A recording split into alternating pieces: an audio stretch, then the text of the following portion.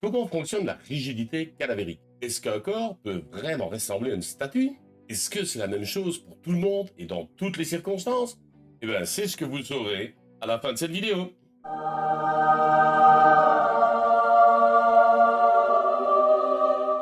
Bonjour et bienvenue dans l'antre de l'apprentivore, la chaîne où la science rencontre l'humour. Aujourd'hui, on va parler de la rigidité cadavérique, dont on entend parler dans de nombreux films et séries policières. On va voir ce que c'est, comment ça s'installe, on verra aussi les différents facteurs qui peuvent influencer sa vitesse d'apparition. Alors bien sûr, c'est une méthode qui peut aider à déterminer le moment de la mort, mais c'est pas vraiment précis et on préfère l'associer à d'autres méthodes, telles que celle de la température corporelle, dont j'ai déjà fait une vidéo que vous pouvez trouver ici. Voilà, sans plus attendre, on part pour les explications sur cette fameuse rigidité. Alors, la rigidité cadavérique, qu'on appelle aussi rigor mortis, c'est le fait qu'après la mort, le corps va raidir. Et ça jusqu'à devenir vraiment rigide. On peut placer le corps entre deux chaises, il tient. Il se plie pas, il reste bien droit, il n'y a aucun souci. Un peu comme si vous aviez regardé Méduse dans les yeux. La rigidité va d'abord toucher les groupes musculaires les plus petits, comme la mâchoire, dont la musculature est puissante, et les groupes musculaires assez petits. Bon, ce qui va avoir tendance parfois à donner à la personne un air un peu surpris, voire ahuri. Puis la rigidité va s'étendre aux muscles faciaux, à la nuque, et avant d'aller tout doucement vers tous les membres. Le corps est complètement rigide en 6 à 12 heures après le décès. Et d'ailleurs, si on trouve à ce moment-là, c'est pas toujours évident de le ranger dans sa boîte de transport, surtout s'il est dans une position un peu walk like an Egyptian, là. Il faut parfois vraiment le plier. L'iris aussi, vu qu'il est pourvu de fibres musculaires, va aussi subir la rigidité cadavérique. Et souvent, les deux iris peuvent paraître inégaux parce qu'ils ne sont pas influencés de la même manière par la rigidité, donc peut donner un regard un peu bizarre. Et également, les muscles érecteurs de poils, qui vont faire se dresser les poils et donner un peu une chair de poule. Mais je vous rassure, ce n'est pas parce que la personne décédée a froid ou qu'elle a peur de vous. C'est dû à la rigidité. Alors, comment est-ce que ça marche? Sans trop rentrer dans les détails, on ne va pas faire un cours de biologie, c'est la diminution de la présence d'ATP. L'ATP, c'est l'adénosine triphosphate. À quoi ça sert? Fournir de l'énergie au corps en temps normal, c'est principalement grâce à elle que le corps fonctionne. Et quand la personne est décédée, forcément, elle en produit moins. Mais par contre, va aussi augmenter l'acide lactique. L'acide lactique, c'est ce qui vous fait un petit peu mal quand vous avez fait un effort assez brutal, un peu mal aux jambes, etc. C'est parce que le corps produit un petit peu plus d'acide lactique.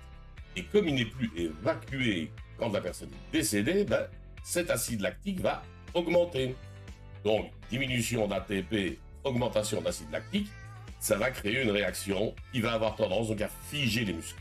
Maintenant, c'est pas permanent. Le phénomène va disparaître entre 18 et 36 heures. Et le corps va devenir tout flasque. Alors, bien sûr, il y a des facteurs qui vont influencer cette vitesse de rigidité. Et notamment la température ambiante. Plus il fait froid, plus le processus de rigidité va être lent. Ainsi, on peut trouver un corps en hiver, il peut très bien rester tout flasque, même après une semaine, et il va rigidifier à partir du moment où il fera meilleur, genre à la morgue. Attention au piège, évidemment. Si on trouve un corps où la température extérieure est en dessous de moins 5 degrés, le corps il va geler. Mais ça n'aura rien à voir avec le procédé de rigidité qu'on vient de voir. Là, c'est simplement parce qu'il est gelé.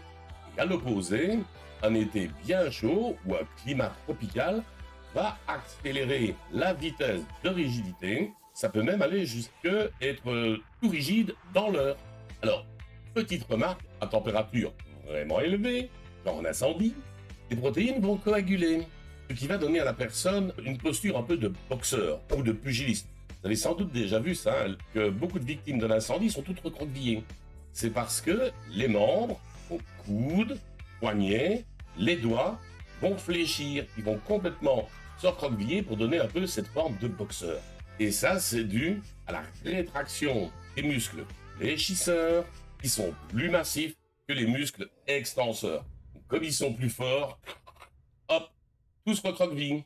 Mais pour ça, donc, il faut de très hautes températures. Il semblerait également qu'une activité physique intense avant le décès accélère aussi le phénomène de rigidité. Et enfin, bien sûr, la masse musculaire de l'individu. Un nouveau-né ou une personne particulièrement chétive, et ça peut très bien arriver, qu'il n'y ait pas du tout de rigidité, parce qu'il n'y a pas assez de muscles. Voilà donc, suivant ces délais, la rigidité s'installe, elle stagne d'un moment et puis elle s'en va, on peut avoir une idée de l'heure du décès. Mais vous voyez que c'est très peu précis, et donc on utilise cette méthode en combinaison avec d'autres méthodes, dont celle de la température corporelle.